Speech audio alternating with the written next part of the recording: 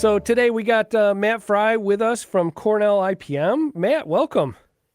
Hey, Andy. Thanks for having me. Yeah, you're going to be one of the presenters at our November 5th Upstate Conference coming up in Syracuse, New York. Have you presented in Central New York before? I know you've been in Western New York. Not in a long time. So yeah, I'm Okay. looking forward to getting back to that part of the state. Yeah, awesome. Now, are you from Cornell IPM, Cornell Cooperative Extension? I know the New York State IPM program merged with PSEP. Where are you from? What's going on over there? Yeah, good question. It's tricky to figure out where all these different moving pieces come from. So my program is the Cornell IPM program. Formerly, we were the New York State Integrated Pest Management Program. And we are a state-funded and then external-funded part of Cornell University in the College of Agriculture and Life Sciences at Cornell.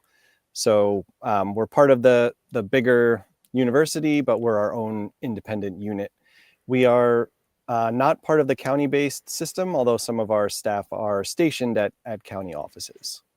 Okay, so the county ones are the cooperative extension, the Cornell offices we see in each county that do mainly like outreach to agriculture and that kind of thing, right? Correct. Yes. Okay. So you're kind of near that, but not quite that. Okay. Right. Now these changes from the New York State IPM to Cornell IPM, what has that been like behind the scenes? Is this just window dressing, or has things been actually changing? What's going on? So I think a lot of it has come down to our new director, who's been in the position maybe 5 years at this point. Mm-hmm. And he has been really actively trying to get us to be part of the larger university and out of kind of the weird position that we were in. I don't understand all of that, as you know, all that systematic stuff. What I know from my perspective is that in addition to just changing the name and rebranding and being more closely affiliated with Cornell, our program has also undergone intensive strategic planning and visioning process, and trying to more strategically place our staff in discrete windows so that we're addressing topics that are relevant, important, and we can all have impact instead of everyone being a jack of all trades kind of thing. Sure. Now, are you guys available to us as pest control operators, like members of the New York Pest Management Association? If we have problems, are there resources? How do we reach out? How do we interface with you guys? Yeah, so our website is probably a great place to start. There's a section that's called What's Bugging You, and it has a lot of the pests that occur in and around buildings, everything from stored product pests inside someone's pantry to pests of outdoor areas like ticks and those kinds of critters. So we have information there, but also like our contact information is on that page as well. There's an About Us section that if there's one particular educator that you feel like you need to ask a question, you can reach out to us. When it comes to structural pest management topics, it's a smaller group of us. It's the community IPM team. Myself, Dr. Jody Gangloff Kaufman, Regina Clinton, who's in Rochester, New York, and Joellen Lampman, who's in Albany. Wow. Okay. And you guys will go and do some of these like presentations and training things out in the community. Is that a main portion of your work, or what's your like sort of day to day like? Yeah, every day is different. It can vary from year to year based on projects that we've acquired funding for and that we're trying to address a specific question. But we're flexible to do kind of the things that we think are important and where we can have an impact. So speaking to trade associations and meeting with industry is something that is really important to me. Our program in general does a lot of educational events, but others may do more targeted things like Department of Transportation presentations about ticks, for example, or health departments about kitchen pests. So we speak to a diversity of groups, but we're kind of flexible to do what we want. The challenge with that, as you might imagine, is that once you put yourselves out there, there's a lot of people that want you to do a presentation in their county at their health department, and that could be limiting for us because we do have just, a couple people distributed across the state. Sure. Resources and whatnot are not infinite for sure. Correct. For sure. Now, how did you find your way into this position? Yeah. So prior to this position, I worked for a pest management company for about a year and a half. I was a urban entomologist and technical trainer was the title of that position. And I loved the work. I loved working with industry. I loved, the overnight trappings and the detective work trying to figure out where a pest problem was coming from.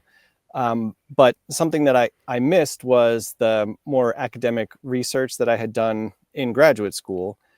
So even though my graduate work wasn't focused on pest management, I sort of wanted to translate that research to the structural pest management industry. And while I was working for the pest management company based here in New York, I heard about this opportunity with Cornell IPM, and I applied and was accepted. So I've been in this position for about 13 years. Wow. Now, where are we with structural pest management as a research topic? Are we in a good place as a whole, as a nation, or maybe in New York or spread out across the country? Are we doing enough to get the research we need, or are we kind of lagging in that for structural pest management specifically? I think we're definitely lagging. There's a few, and I'm sure the names of the researchers or the universities that they come from. There's a few key institutions that are doing great research, great extension work, demonstration type projects, but they're few and far between. And there's a major push in institutions to go for these big, huge grants that are looking at more molecular and very micro scale studies versus the very applied pest control industry type work. It's just not attractive for funding agencies, even though, like in New York, for example, we have the biggest city in the United States, and yet we don't have someone at Cornell University who's a faculty that is dedicated to urban pest management research. So there's just a lack across the country, but unfortunately here in New York as well. Yeah, I've always felt, and this is editorializing big time, but I've always felt like there's a bit of a divide between, there's a lot of funding for agricultural research. There's a lot of funding from the manufacturers to do their research and make materials, different, pesticides and things like that. And then there's a little bit of a divide of what I say is like going beyond the label. Like, how do you take that material and put it into a like commercially viable program that you can go out in the world and make work? And it feels like there's a bit of a delta there. There's a chasm between the research that is, like you're saying, molecular level genetics and whatnot, and material research, and then how do I actually use this? How does the rubber actually meet the road? I feel like there's some work to be done, I guess. There is that. I agree, and part of it is, as in pest management, no two accounts are the same. So if we wanted to develop some demonstration projects to say, hey, here's the protocol that you use when you're dealing with this pest, well, in situation A it might work, but in situation B it won't. So that's one of the challenges. But yeah, I think there's a lack of field validation and development of protocols that are really hands-on for the industry to take and run with. So yeah, it's funny because you said one of the trigger words for me, validation.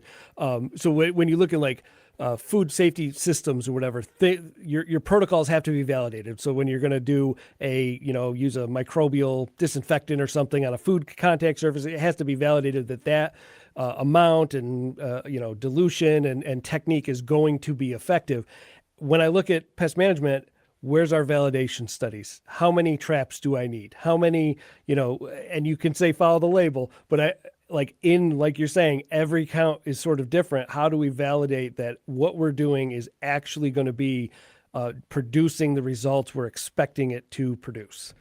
Right. And Yeah. some of that is done. Some of that research does come out of universities where they're trying different products and looking at the different rates. But um, I don't think it's as hands-on as Mhm. it is in agriculture, where it's like, okay, this is how we're going to grow this crop, and this is how we're going to monitor, and this is how we're going to apply a treatment. It's just not as organized as it is in agriculture. Sure. Now, I've over the last couple of years been much more interested in the history of pest management. I've been doing a lot of collection of artifacts and things over time, and you've actually led me to a few older books, almost 100-year-old books, and I've been reading those, and it's been really interesting. If you had to say, like, where's the state of IPM right now in structural pest management? Have we adopted it at a high level and everyone's doing it? Are we in a good period? Are we in a down period where we've kind of moved back from it and gone back to older, more spray and pray, let's say, type methods? What's your take on that?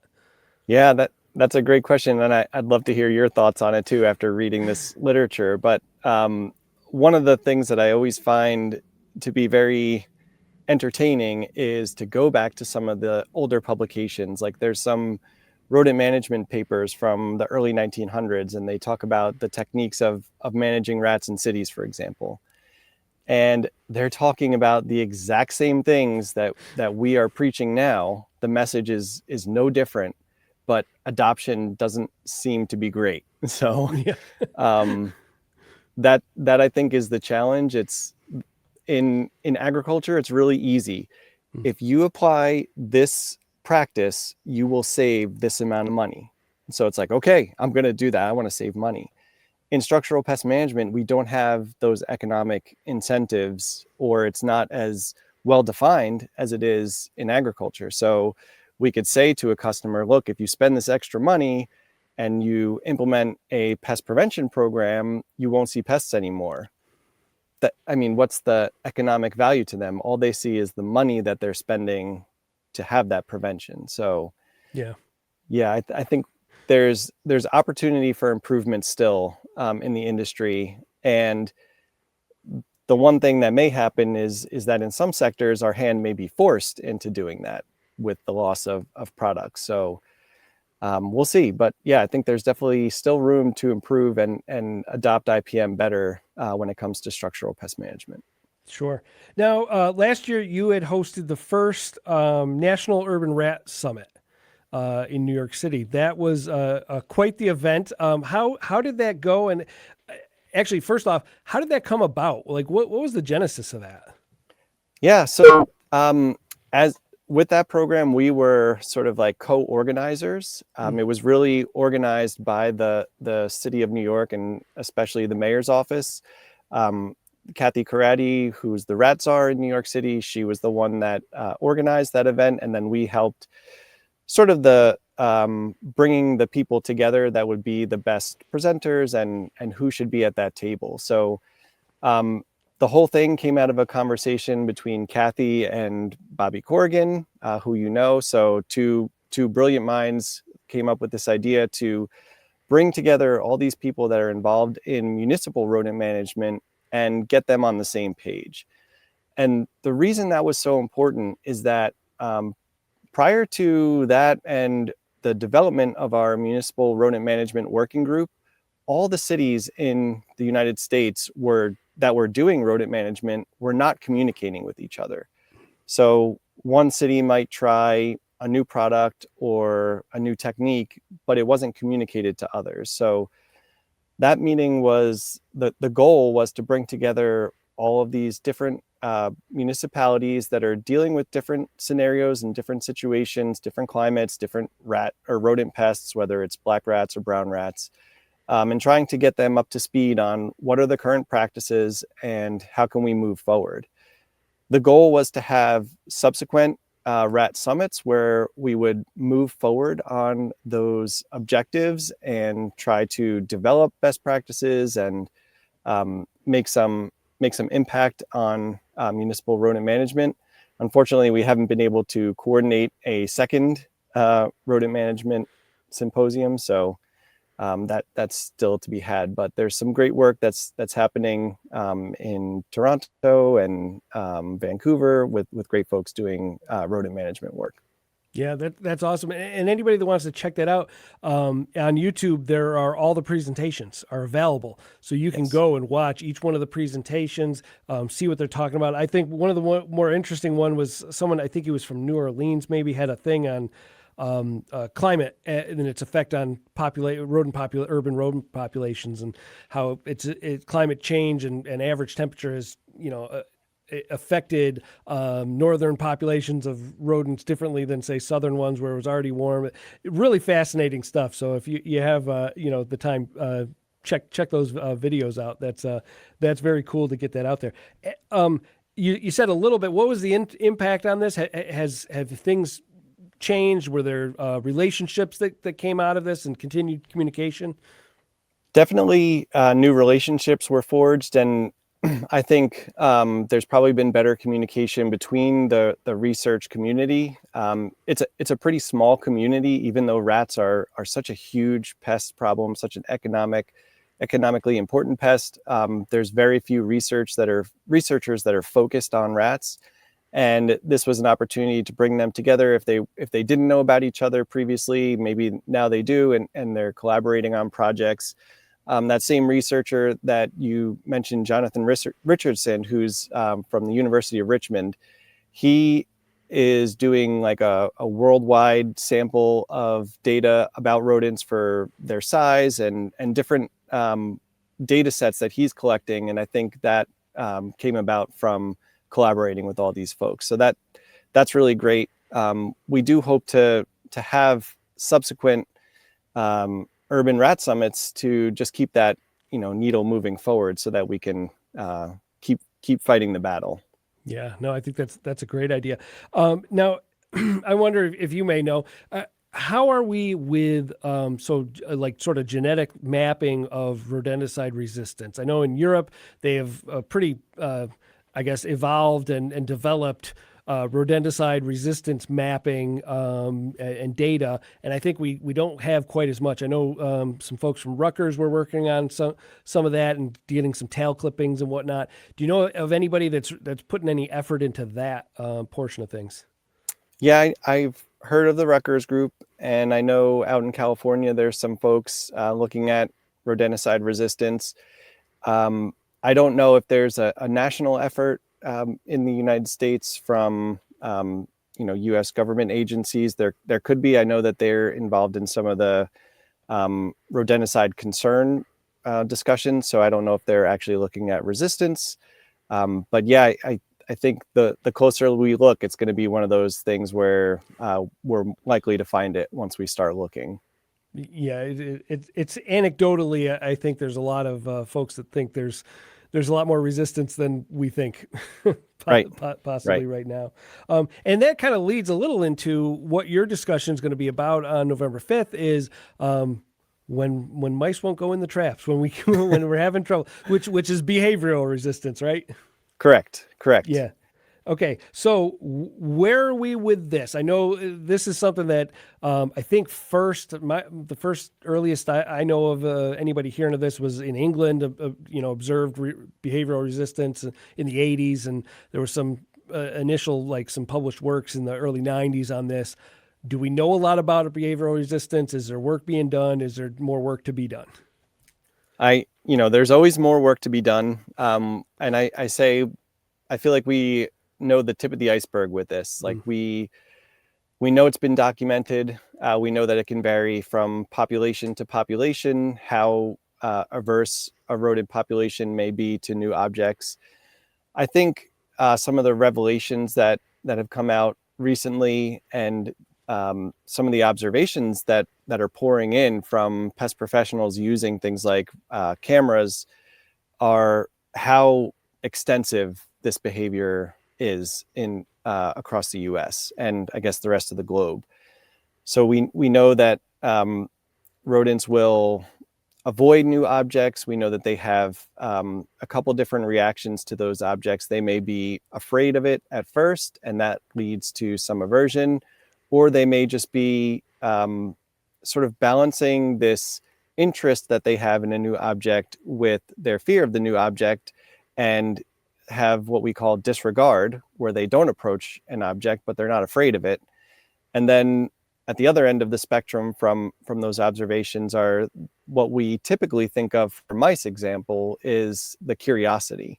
That's when their level of interest in something outweighs their fear, and they go ahead and inspect that object. So I think we know that there's this behavioral spectrum, and what we think is happening, or what the researchers think is happening, is that as we are using the same tools over and over again in these environments, these rodents are aware that something is dangerous and they avoid it. So they're learned behaviors that are passed down from generation to generation, and without changing out equipment or using some of the techniques that we'll talk about in the presentation, you're just putting out tons of equipment with no success. Yeah. Now, this is something that we first started to see probably 2008, 2010, kind of that time frame that we first like really became aware that this was something we were sort of dealing with. And me coming up my initial training and through the 90s and stuff, that you read the textbook and it's mice are curious and they're going to inspect things, and the thing. We still seem to, anecdotally, we still seem to see Peromyscus mice be pretty curious, be pretty open to entering a station, entering a trap, that kind of thing. Is it because a Peromyscus mouse is less has been subjected to less control selection, less selective pressure over time, whereas a house mouse, where we see this pretty regularly now, has had hundreds of years of selection pressure, selecting against curiosity? Or are those species sort of like behaviorally different enough? And I know I'm asking you to speculate, right? Like, are they different enough that a Peromyscus mice may never, develop that sort of cautiousness? Yeah, and that's a great observation, the difference between the two groups and how they're behaving. I think you probably nailed it, that the house mice are the ones that are indoors and exposed to the same types of management equipment over and over again, whereas Peromyscus mice are, they tend to be outdoors, and they may experience an environment that's constantly fluctuating. Like today, a branch fell down and that's a new object, and a leaf fell down. And, so there's constant fluctuations in their environment, whereas the house mouse is experiencing the same device over and over and over again. And they've learned that that's something they need to avoid. I'm always curious about the difference between like city rats versus country rats, where, in a city environment, things are constantly changing. Just like for that Peromyscus mouse, there may be trash in a place where there wasn't trash the day before. There may be something that, introduced into an environment in the city. So they're more accustomed to those changes. Are they more likely to approach a new object versus a rat that's in the country and maybe the environment is more stable?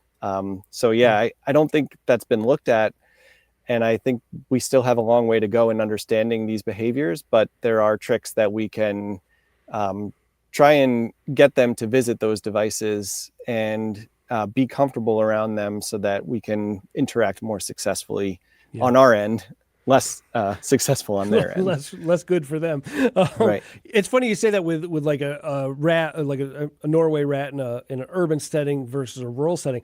Our anecdotal experience has been exactly the opposite of what you've mentioned, where a rural rat population out on a farm, or we do some feed mills and things like this, would readily enter stations, bait stations and things like that, and traps, whereas in an urban setting they wouldn't.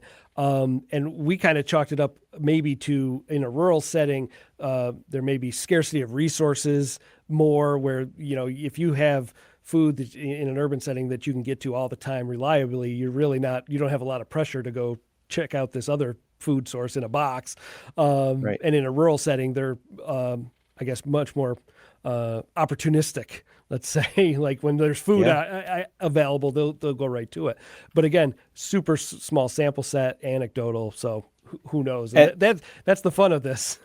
exactly. And it goes back to the point we made earlier, is that every situation is different. If it's a feed mill where, maybe there's resource limitation and they can only get food in one place, they'll go and visit those devices. But in a residential setting, maybe it's something different that's triggering their behavior. So yeah, every location is different.